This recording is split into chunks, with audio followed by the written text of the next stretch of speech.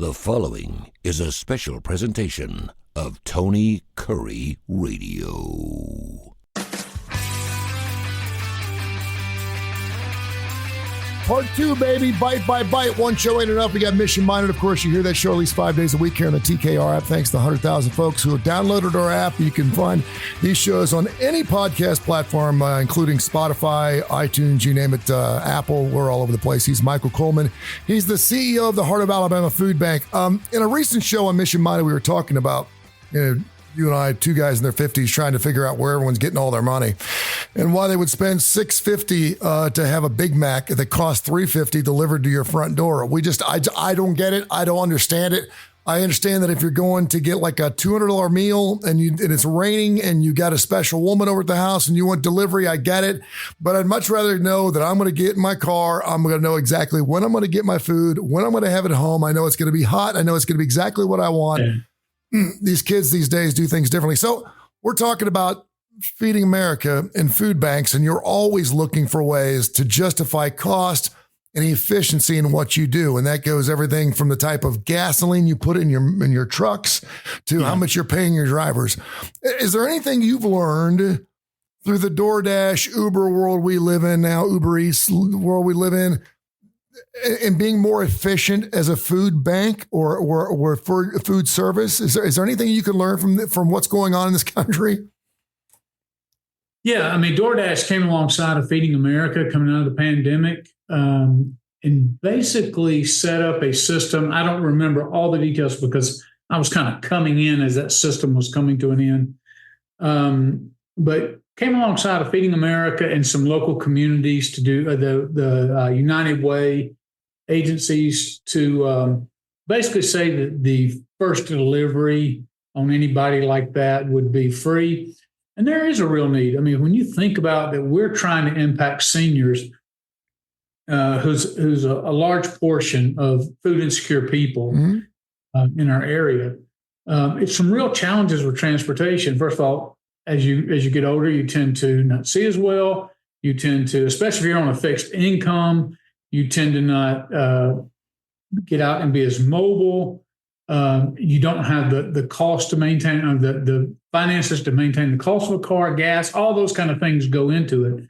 And so lots of time, and especially you throw in health considerations, we end up getting a lot of people who are homebound or pretty close to being homebound, only go out to see their doctor or can only get a ride to see their doctor. So food banks are really wrestling with this. And I'll be honest with you, we've not really figured it out yet.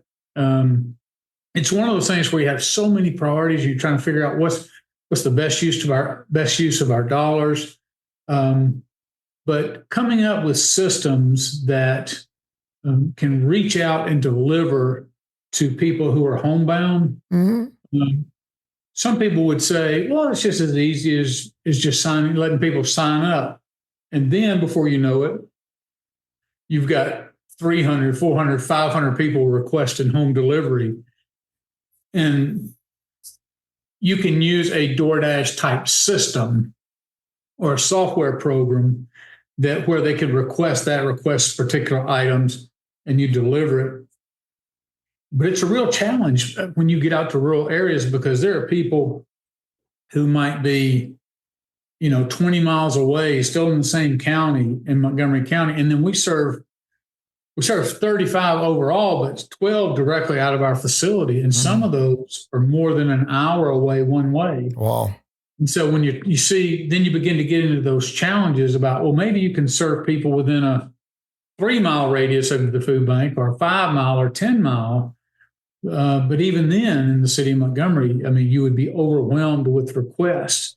So I think there's a space for that technology. I think we need to take advantage of everything that's out there and analyze it to say, well, what are we capable of? What resources would it take? What partnerships do we have to have?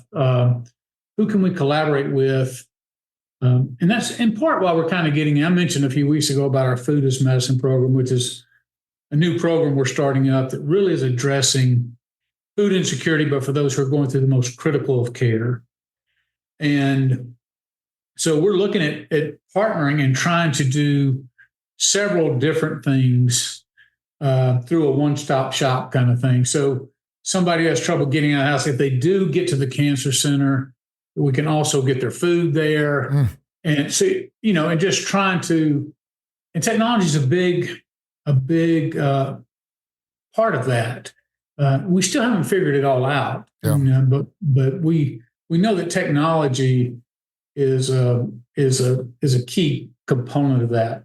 But one of the challenges we have is, think about it, most of the people who are homebound, who are older, on average, are not going to be connected through technology.